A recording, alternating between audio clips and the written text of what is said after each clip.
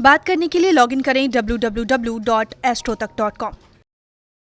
नमस्कार मित्रों, मैं हूं आपका फ्रेंड कमल नंदलाल और मैं आप सभी दर्शकों का हार्दिक अभिनंदन करता हूं एस्ट्रो तक की खास प्रस्तुति कमल नंदलाल के महा उपाय जो आपके जीवन को सरल, सुगम और सफल बनाए, सिर्फ एस्ट्रो तक पर। दोस्तों, हम आपके लिए लेकर आए हैं विशेष नवरात्रि, चैत्र नवरात्रि 2022 स्पेशल सीरीज़ के अंतर्गत आज एक बहुत खास टॉपिक। नवरात्रि में कमल गट्टे का एक खास उपाय आपकी डूबती नैया को पार लगाए। आप बोलेंगे पंडित जी, डूबती नैया क्या है? बिल्कुल डूबती नैया है साहब। आप देख रहे हैं विश्व का क्या हाल है।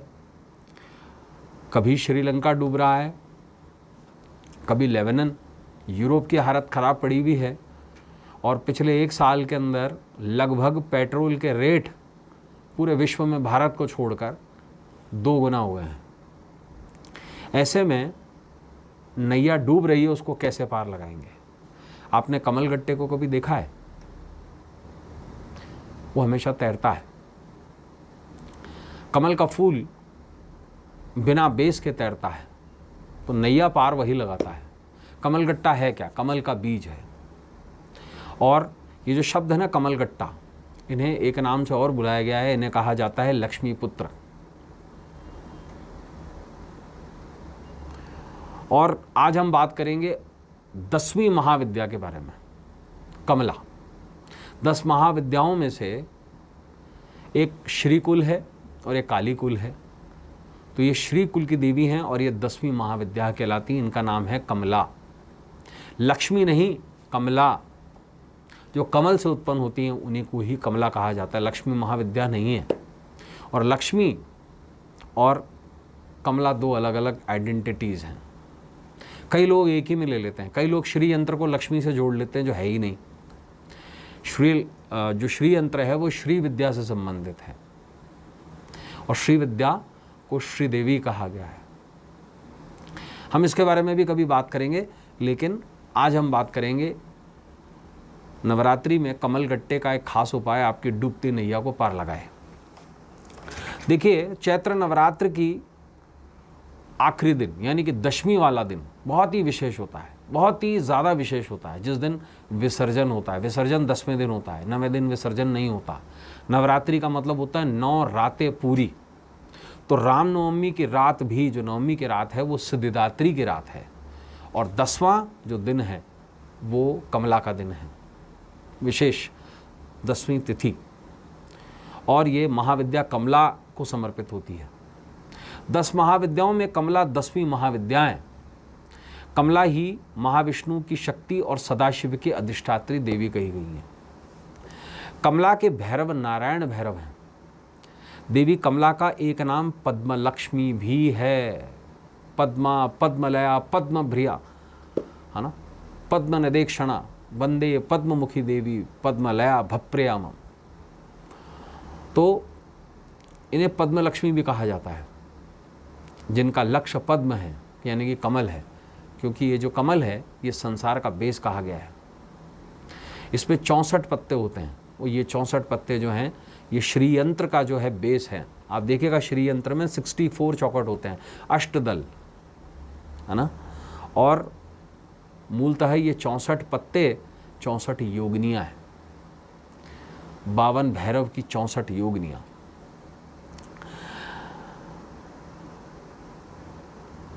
देवी कमला जो हैं वो पद्मा भी कहलाई हैं और ये सुगंधित पद्म यानी कि कमल की माला पहनती हैं।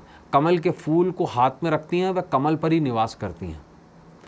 इनके मंदिरों को पद्मालय कहा जाता है। देवी पद्मलक्ष्मी का वर्ण भी पद्म जैसा गुलाबी है, क्योंकि देवी पद्मलक्ष्मी स्वयं भी पद्म से ही उत्पन्न हुई हैं। तभी इन्हें जलजा कहा जाता है या पद्मा कहा जाता है। पद्म की पंखुड़ी की तरह इनकी बड़ी बड़ी लुभावनी आंखें हैं। हाथ, चरण, उरु आदि सभी अवयव जो हैं वो कमल की तरह ही हैं। ये पद्मा की देवी पद्मा की कृपा से ही सारे जगत को सुख और संपत्ति प्राप्त होती है। पौराणिक वर्णन के अनुसार एक बार ऋषि दुर्वासा के श्राप से देवता जो है वो गरीब हो गए थे, श्रीविहीन हो गए थे। सभी देवता घबराकर श्री हरि की शरण में जाते हैं और विष्णु की आज्ञा से समुद्र मंथन होता है, जिससे देवी पद्मा का अवतरण होता है। देवी पद्म लक्ष्मी ही सारे संसार को धन और ऐश्वर्य प्रदान करती हैं। देवी पद्म लक्ष्मी का संबंध शुक्र ग्रह से भी है, क्योंकि संसार में जितनी भी मिट्टी है और उस पर जितना पानी यानी कि चंद्रमा गिरता है, तो मिट्टी और पानी मिलकर के कीचड़ बनता है, और जो कीचड़ में ही कमल खिलता है। कमला की कृपा से ही, कमला की कृपा के बिना जीवन कष्टप्रद है, अभावग्रस्त है, नरक के समान है। क्योंकि इस दुनिया में अगर कोई अभिशाप कहा गया है तो वो गरीबी कहा गया है, दारिद्रता कहा गया है। दीर्घायु, धन और मान सम्मान और राजपद प्राप्त करने के लिए कमला ही सर्वश्रेष्ठ साधन बताई गई है, क्योंकि ये जगत का पालन भी करती है।